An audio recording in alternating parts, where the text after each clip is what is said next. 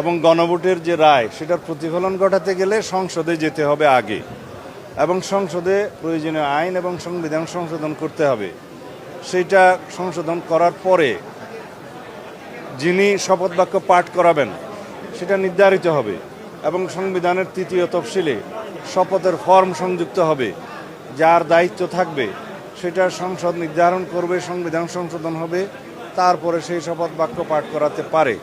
এখন বিদ্যমান সংবিধানে ১৪৮ অনুচ্ছেদের ২ ক-তে যা বলা আছে, স্পিকার এবং ডেপুটি স্পিকার যদি শপথ পাঠ করাতে না পারেন, অপারগতা প্রকাশ করেন অথবা পাওয়া না যায়, তাদের প্রতিনিধি যদি মনোনীত প্রতিনিধি যদি তা না করেন ৩ দিনের মধ্যে, তাহলে চতুর্থ দিন থেকে মানে পরবর্তী ৩ দিনের মধ্যে প্রধান নির্বাচন কমিশনার সংসদ সদস্যদের শপথ পাঠ করাবেন।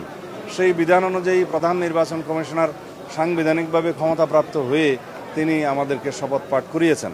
এখানে সংবিধান সংস্কার পরিষদের সদস্য হিসেবে কোনো বিধান সংবিধানে নাই এবং ওনারও শপথ পাঠ করানোর এখতিয়ার নাই। সেই বিবেচনায় উনি আর আমাদের সেই শপথ গ্রহণ করানোর জন্য অ্যাপ্রোচও করেন নাই। আমরা শপথ গ্রহণ করার কথা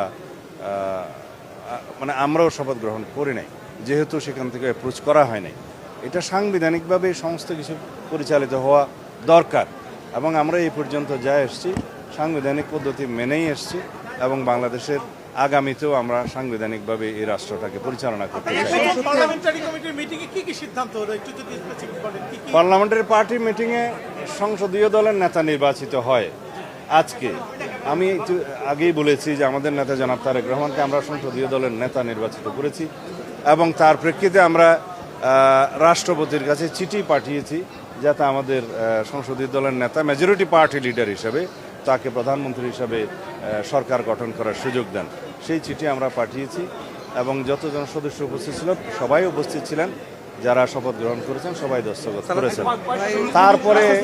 তারপরে আমাদের নেতা জনাব তারেক রহমান আমাদের উদ্দেশ্যে 2টা অনুশাসন দিয়েছেন।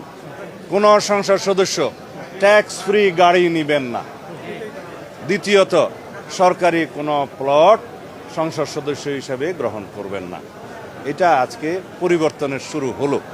এই দেশে সংসদ সদস্য হলেই যে মানে সবার